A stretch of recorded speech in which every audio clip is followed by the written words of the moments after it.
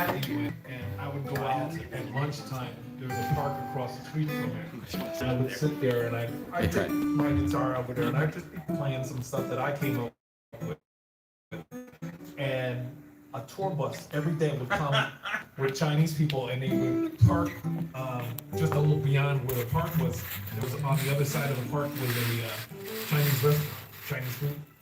They'd line up, get their lunch, and then they'd all come in the park, and they'd gather in the park, and they'd just take pictures of me. And they, I'm playing along, and I'm not even paying any attention. The next thing I look up, and I see they're taking pictures, and they're posing next to me. Some are being surreptitious, and they're just kind of like sidling up close enough so that their friends can take pictures of me. So that's why she's saying, did you see my picture over there? That's a joke. It's like, there's a big star over there, we just don't know it. Yeah, probably. I might be very famous over there. And it's funny because I used to, before I actually started to write songs, I would, on my commute back and forth to work on the train, I would just tap on my seat. I'd do.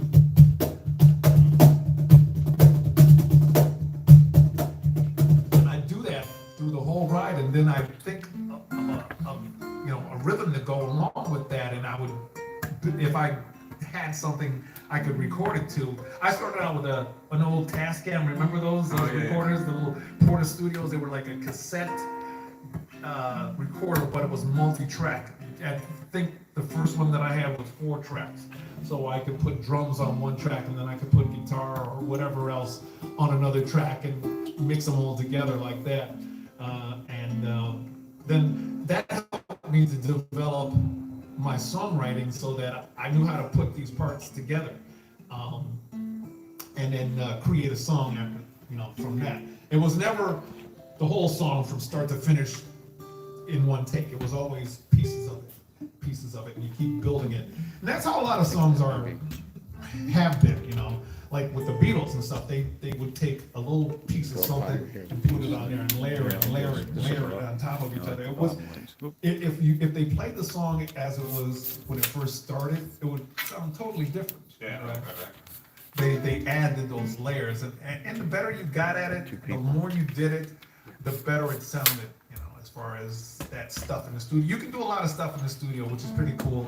I like to spend hours just messing around with that kind of stuff. Playing the music itself does not take second seat to that. I mean, it doesn't take a back seat to that. It's. I love to play music, but adding those extra things in there and changing the feel of the song is very rewarding. And if people like the song, like my band, I'm very happy that we're going to the IBC and we're doing all original material. And I spent all of the pandemic and just before the pandemic writing songs, and I did all the parts myself. I used drum tracks, I played the guitar, I played keyboard, I put the bass parts, I did the vocals, I did the harmony vocals, I did all of that, and as a I guess a guideline basically. And I came up with a full song, and then I played it back to the guys, and they actually liked it, which for me is a very emotional thing, because for other people to say, oh, that's really cool, and let me change the part that you put and put this in, because he's better at it, that particular instrument, than I am. And when everybody finally came and put their parts in it, and we played it, I was like, man, I don't cry, but I was about to cry, because it was really cool. That's great. I had different experiences bringing songs to a band. They never wanted to do what I wanted them to do. Did you guys, by any chance, see the Get Back Beatles thing? I started watching it. I haven't seen it yet. Well, I went through the whole thing, and if you're a musician, you're gonna love it. If you're not, you're gonna say, what's going on here? They're just sitting around talking. But like, one of the amazing things is how songs that we know now as classic, unbelievable songs, like, came alive during these sessions, these 2 weeks. Like, in particular, George Harrison going home after, a bad day in the studio and coming back with I Need Mine and just showing them how it's played. Or like Ringo sitting there on the piano with the Octopus's Garden and everybody just laughing at him, and then George coming over and like you know, helping them flesh out the song and like, no, that's really good. You got something there, you know? And, you know, and then they sat there and the song started coming alive. And like, that's like you're saying, the emotional part, the rewarding part is like when the plan comes together, especially when guys that you know, like, or your band of brothers, and they're all like turned on to it too. Yeah, it's cool to get together with other musicians and create something like that. Like what we just did with Stormy Monday, and that was like, wow.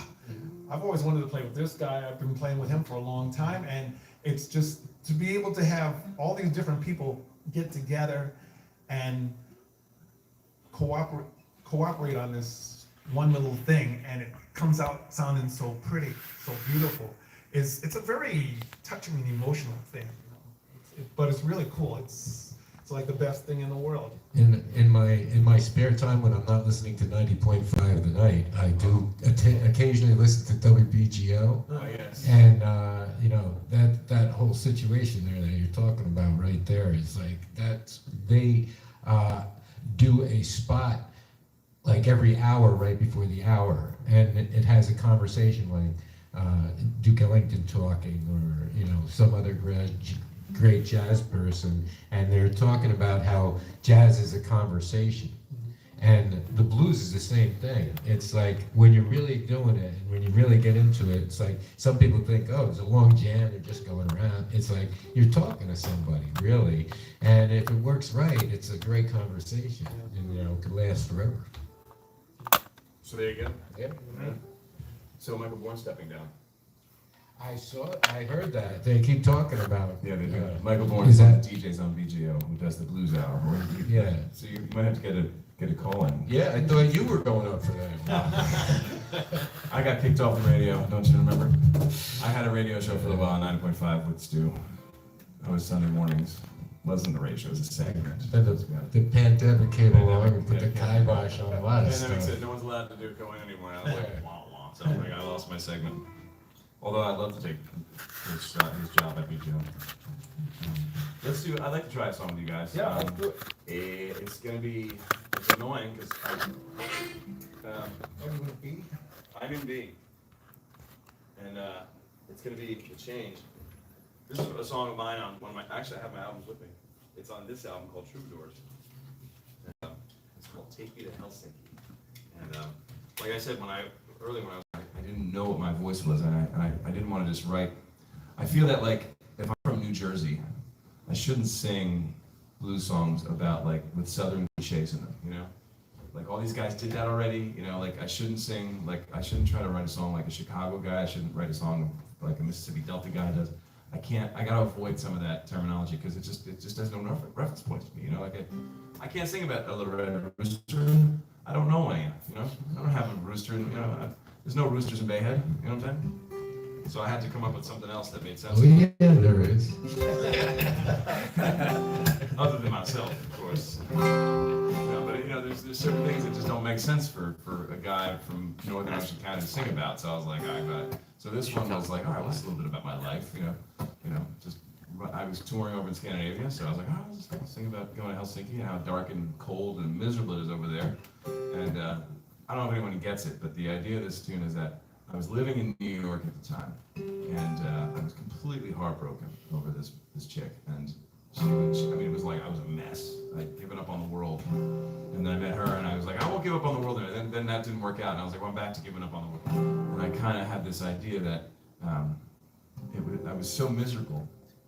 I'm better off going over to this place where it's dark and cold and everybody frowns all the time. Because Finland's like that. For most of the year, everyone in Finland frowns. they're dark and cold and they drink a lot and they're miserable and they love it. That's how they. So I was like, I'm like, gosh, I'm gonna go over there where it's much happier than where I am right here in New York City. You know, it was a big long metaphor to get there. No one got it. But anyway, the idea was that it made more sense to me to sing about a New York City girl who broke my heart than it meant to sing about. You know, right now I can't think of any of these. Like being born under a bad sign or black cat bones or any of these other things. I was like, none of that's real to me, you know? You know what I'm saying? Like, it's not like nobody in Brick is dealing with black cat bones. I don't think so.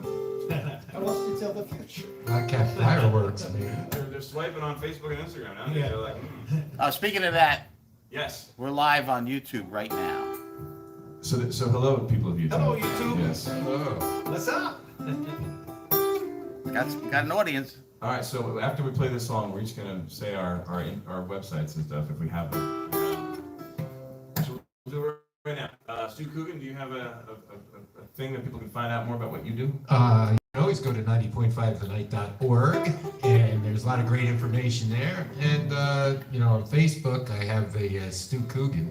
I think that's what the name is. Just STU, the only name in a row in the alphabet, and my last name COOGA. Yeah, you got a site you should people should go Yeah, to. I have the band Shade Tree Mechanics, Shade Tree, one word, Mechanics, and also under my name, Michael Rochelle, so you can check us out on that. How about you, John? Well, I'm here to support these guys, so I want you to check out their website, and also, this is going for a good cause, raising some money to take them to Memphis. So That's for right. the, what do you got? We have a GoFundMe, and also, we both have our own names, GoFundMe, yeah. GoFundMe, so if you want to donate, or you can send me cash, check, money order. That's right. And I'm James Dalton Jr. at Instagram and Facebook. And that's where you can find me. And all the other things that are appropriate are all accessible. So this one is in B. It's called Take Me to Helsinki, and it's slow and easy. Very minimal moments. There's dropout points, and you'll feel it. It's a B, and then the 4 is you know that, and then it goes to a minor. So it's major to minor. Like it's. Wait, I'm actually not in B right now. You're in C. Sorry. That's okay. Pardon. And I was like, this doesn't sound right. So yeah, so it's B, E major, E minor, and B. So there you go. And then the 4 is like 5, and then now it goes to E7. All right, well, let's see what happens. You'll catch up. Did you hear me over there, Stu? Did you hear me? Yep, I got you. All right. I'll try it through. So nice and easy. I'll lead in. It's called Take Me to Helsinki.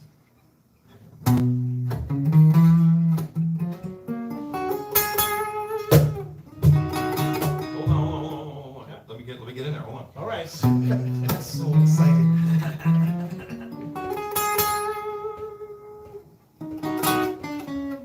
Take me to Helsinki, babe. Sun don't shine. Take me to Helsinki now. Sun don't shine up. I got a girl in New York City. Drives me out of my mind. Put me on a plane, well, fly me across the sea.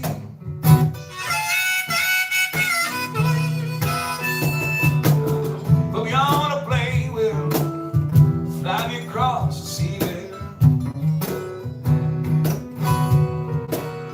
I gotta find myself a new place. Well, I can go and be happy now. Well, I'll take it.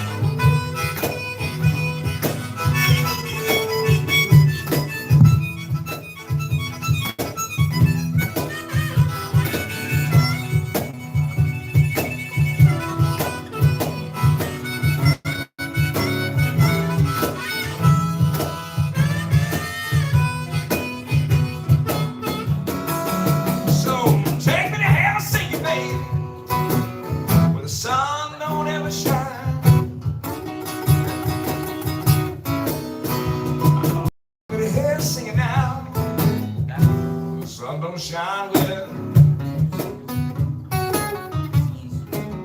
I got a girl in New York City. Goddamn, she drives me out of my mind.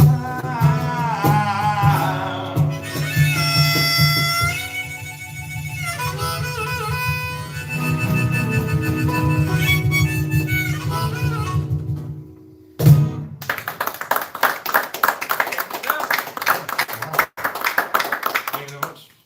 So that, if now the lyrics on that one, I keep saying, "Take me to Helsinki where the sun don't ever shine."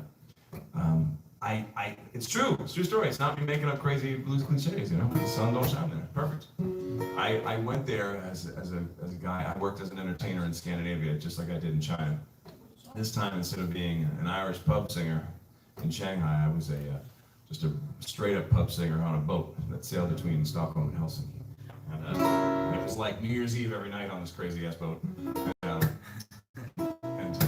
I just know that I landed in Helsinki, having been really excited to be there and to see it, because it was, at the time, it was like this first world city, you know, it was like this really hip place with multilingual, smart, happy people. And I got there in December, and it was like snow on the ground, and it was a Sunday. It was my first day there, and the entire city was empty. It was overcast and gray and dark, and there was like no sun.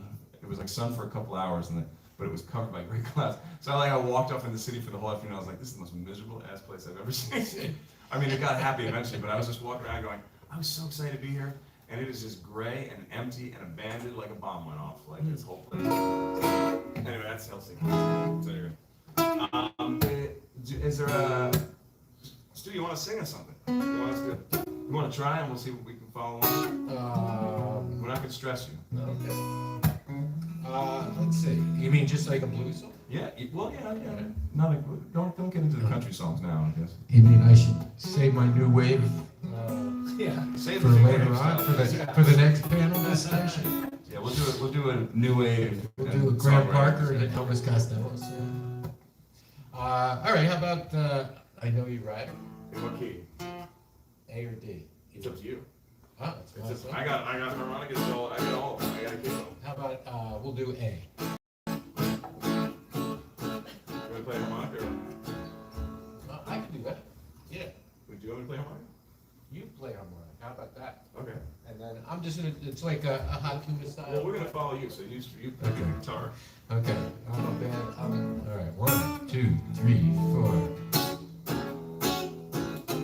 Okay.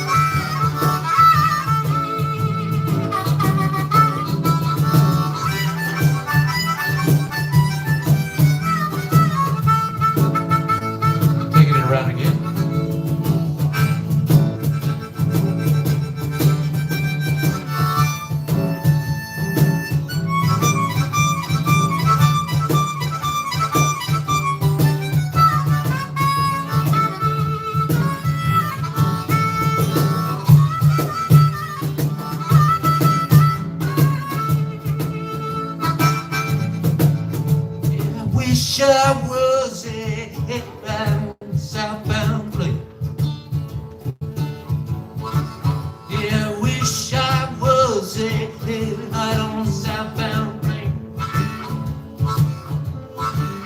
You know I shine my light through the cool Norfolk rain.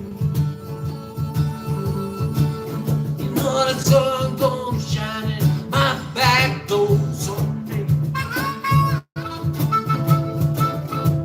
The sun gonna shine in my back door someday. Well, those March winds will come and they'll blow my blues away. Hey Brian, how about you text them?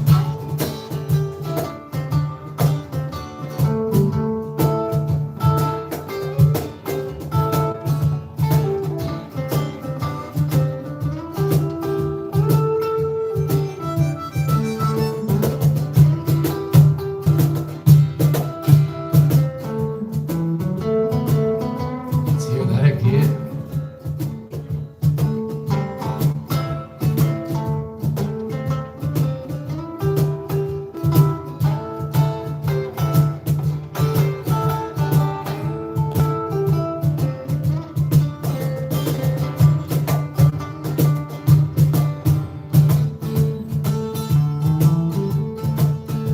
You know you're not gonna miss me when I'm gone.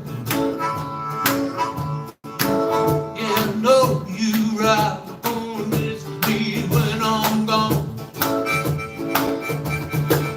You're gonna miss your daddy from rolling in your arms. Yeah, finish it up.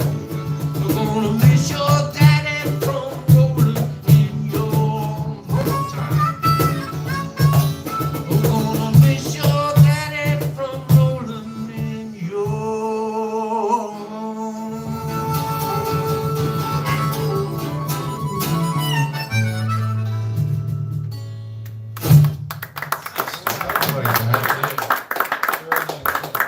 So, I think maybe we'll do one more song and then we'll wrap it up. But before we do, if there's any other questions you guys have out there about anything we've discussed, anything else you'd like to know about and involved in. Yes, back there, the young man in the back there. How do we get the young people involved in the blues? The next generation. Well, I'm too old to know, so I'm the Can oldest I guy here. I'm 47. jump in on I that? think the best way is to make sure that they get exposed to it, because right now, everybody listens to the same thing all the time. They need to be exposed to it. There needs to be venues where people can go and hear this. But there are venues though. There's But- plenty of them. I think that But not for just as young many, people. but just as many when I was young, you know. And I mean, I'm not disagreeing with you. I'm just saying that like I found it, you know, I found it through bands that were. I mean, when I was younger, there was blues rock bands, and they're there now. I mean, I unfortunately this moment I can't come up with a bunch of names, but I know they are there. There are bands that are doing it now. I think that. Go ahead. You follow up question? I think that it's not that, it's just they don't wanna do it. They think it's boring if it has 3 chords. I mean, we have that conversation with the young kids all the time. I think that's also circling back to the IBC. The Jersey Shore Jazz and Blues Foundation is, the blues foundations of the world are the ones that sponsor the winners to go to the International Blues Challenge. So all these blues foundations all around the world are having their contests, and the winners are going to the challenges. And one of the mission statements of organizations like Jersey Shore Jazz and Blues State Foundation, and why those with just like young people, they have a young blues organization, or like part of the Jazz and Blues Association is just kids that come and they do like at some of the events that Jersey Shore Jazz and Blues does, they might be the first opening act and do the Star Spangled Banner or something like that, or you know, do one blues song of their own. But that's a group that's there to foster it, the blues, you know, ongoing with kids. But you got to get your kids in there too, like to have them. It is boring, but it's also. No, it's not. It's not, but to kids sometimes I could see where it's boring, but that's how they're getting in, because like I know my nephew, you know, I played Secret Agent for him and he was like hooked, but it's only 3 chords and it's really the blues, you know? These kids don't know that they like the blues, they're playing it and they don't even realize it. because they're playing it speeded up or they're playing it at different tempos and, but it's really, if you're 3 chords, there's some blues in there somewhere, that's the way I. I think it's very cool that Ocean County Music has an outlet for young people where they have a School of Rock. It's very important that they see people playing actual instruments and they hear that, and that they have a place where they can actually go and find out more about it. It's great that you guys have people that are willing to take the time to actually teach kids how to play instruments. I go to St. Martha's Church in Point Borough, and I've become familiar with some of the kids that go there, and I think it's awesome that some of them are actually taking up playing instruments and learning more about playing music itself instead of hearing a loop of somebody in a rap song or something like that. Actually hearing and seeing and participating and actually learning how to play an instrument. It's very important, because if you don't do it and you don't keep that going, it's going to die out, and then you won't have anything. I don't think blues is in trouble necessarily, because it's been around for 120 years or so. And I think one of the great things about the blues, and maybe one of the reasons we all love it, is it is so adaptable. There's that traditional blues, there's blues jazz, there's blues funk, there's blues soul, there's blues rock. And I think we just need, the next generation to come around and once again meld the blues with, whatever's happening, because it's going to happen. As Stu was saying, or at least in our case, we don't know anything about the blues. We're interested in rock, and then all of a sudden there's this whole new world. And I think that's how it can be for another generation. But it's not necessarily going to come from us. We're probably too old, and we love that traditional music because we've already gone through that journey. And they need to start at their own place with their own kind of music, but bringing the blues into it. So there you go. Thank you very much. Thank you. Thanks, Bruce. Ladies and gentlemen, thanks for hanging out with us. We'll do one more tune, and then let's have a nice hand for Mr. Coogan on the end there. Come on now. You want to do, what's on your list that you guys want to do? What do you want to do? You're singing. I was going to say, want to do Snatching It Back? Okay. Might have a hard time following. It's in C sharp. I'm having a hard time following him. It's not gonna work. What key is What we it? do, Born No, for no, That no. song, if you want to do that? Or change the Change is gonna come? Change is gonna come. And you can share on this to see the chords. A flat, G sharp. G sharp is gonna come? No. You got a capo right behind you there. It's a G. I know. If you need one. Yeah, I mean, here's a story, we talked earlier about when these guys are doing their process, some of these songs come to him in a dream. Sam Cooke claimed that this song came to him in a dream. He and his wife, the story goes, they were on tour and with his band, and they were in Louisiana, and he had called ahead, or his roadie had called ahead and made reservations at a Holiday Inn, and when they got there, the clerk behind the desk took a look at him and said, no, sorry, there's no vacancies. And there was a little bit of a row, and the police were called, and they ended up having to go someplace else, and that really, stuck with Sam, that kind of discrimination was taking place. And, he said he was inspired in part by Bob Dylan, who had come out with Blowing in the Wind about a year before. He was saying, here's this white guy singing these protest songs, why can't I? And I think he mulled it over for a while, because there was maybe a fear that he was gonna maybe alienate his audience, which, but between that and I think taking some snippets or some inspiration from Martin Luther King's speeches around 63, 64, came up with this song. So I guess I'll start it out.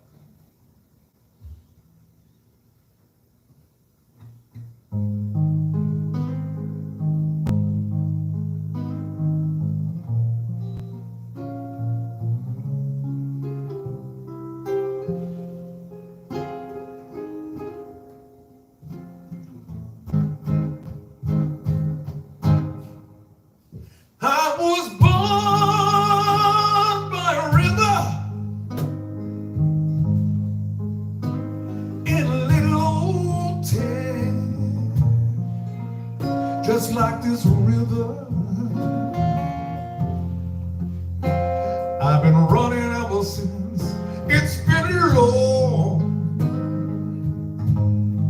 long time a coming, but I know change is gonna come.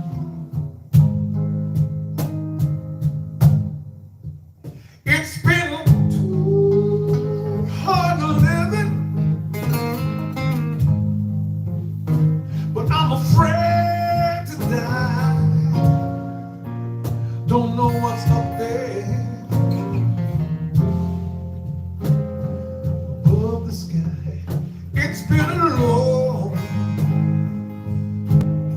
long time a coming, but I know change is gonna come.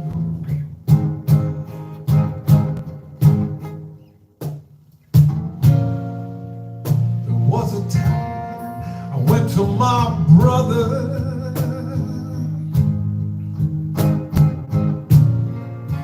I said, brother, won't you help me please?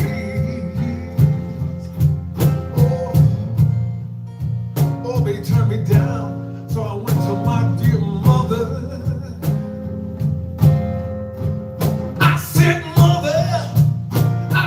mother, down on my knees.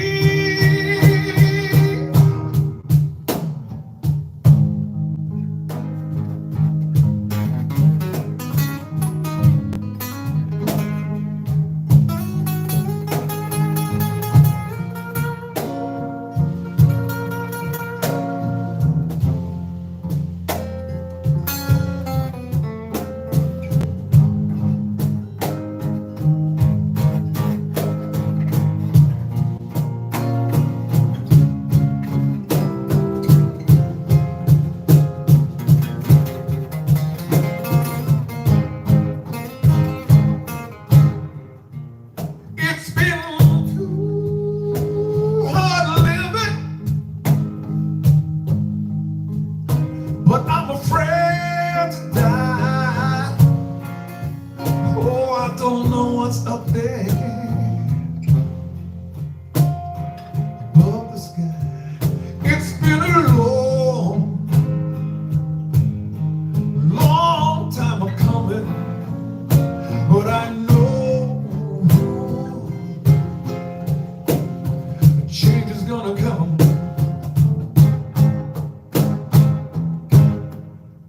It's been a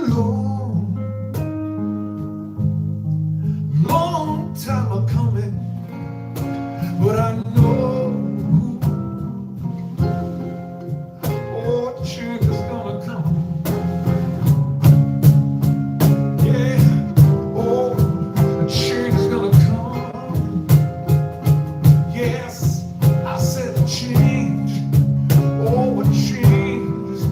Change is gonna come. I said a change. You know a change. Change is gonna come. Well, you know, and I know, and they know, and everybody knows change is gonna come. Yeah, I said a change. Oh, a change. A change is gonna come.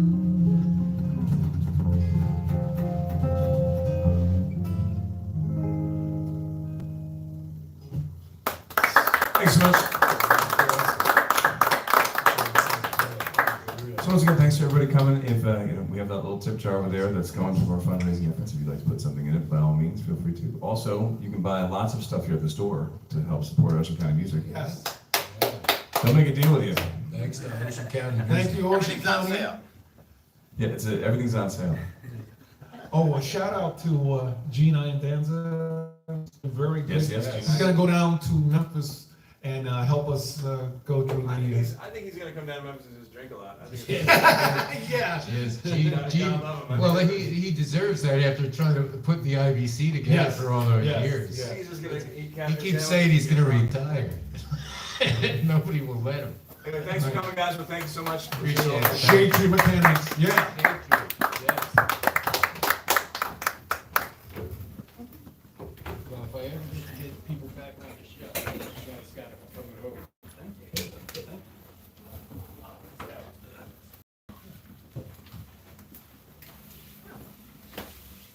You guys have short cases? Short people. Yeah, They get in there. They climb into those cases. I lived in East Elmhurst, right by the airport, and then I lived in Jackson Heights. Yeah, my guitar player from Shade Tree Mechanics lives in Pomona. Astoria. Or I mean Astoria, rather. Yeah, yeah, pretty much. Were you? I was originally Brooklyn, then Howard Beach. Okay.